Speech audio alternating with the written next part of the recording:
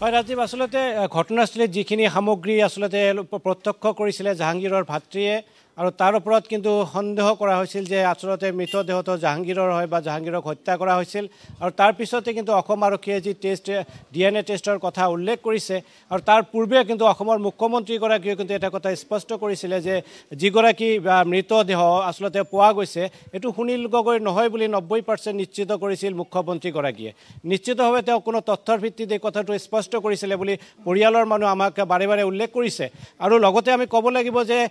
জাহাংগীৰৰ ভাতৃয়ে যিখিনি সামগ্ৰী প্ৰত্যক্ষ কৰিছে বেল্ট হওক বা চাৰ্ট হওক যিখিনি বস্তু প্ৰত্যক্ষ কৰিছে তাৰ ভিতৰত কিন্তু তেওঁ সন্দেহ কৰিছিল যে তেওঁৰ ভাতৃক হত্যা কৰা হৈছিল আৰু পৰৱৰ্তী সময়ত DNA টেষ্টৰ ৰিপৰ্টটো একে কথাকে কৈছে যে বা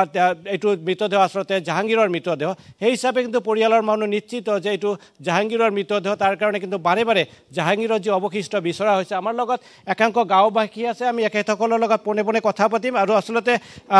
যি সমগ্ৰ বিষয়টোত কিন্তু এটা কথা ক'ব লাগিব যে যি অসম স্মাৰ্ট আৰক্ষীৰ কথা কোৱা হৈছে বাৰে বাৰে যে অসম আৰক্ষী বহুত স্মাৰ্ট কিন্তু এই ক্ষেত্ৰত আমি যিখিনি প্ৰত্যক্ষ কৰিছোঁ যিখিনি দেখিবলৈ পাইছোঁ বৰ্তমানলৈকে 27টা দিন অতিক্ৰম কৰাৰ পিছতো যিহেতু কোনো ধৰণৰ কোনো সংসূত্ৰ উলিয়াব পৰা নাই সমগ্ৰ ঘটনাটো এতিয়াও যিটো সম্পূৰ্ণ অন্ধকাৰত আছে এইটো কিন্তু স্পষ্ট হৈ পৰিছে আচলতে অসম আৰক্ষী স্মাৰ্ট নে অসম আৰক্ষীৰ কোনো কৰিবলগীয়া কোনো ক্ষমতা নাই নে অসম আৰক্ষী একেবাৰেই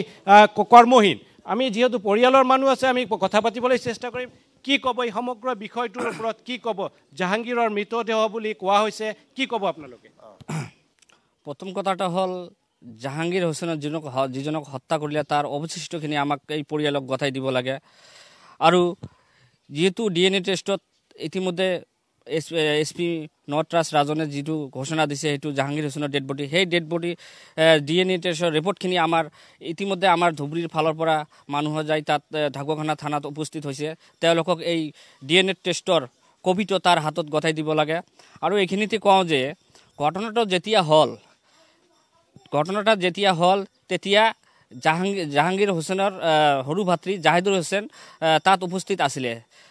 উপস্থিত থকা স্বত্তেও সেইদিনাখন তেওঁ এই ডেড বডিৰ ওচৰত গৈ কিনে চাইছিল যে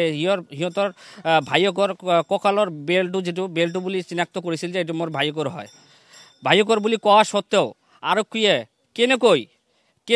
এই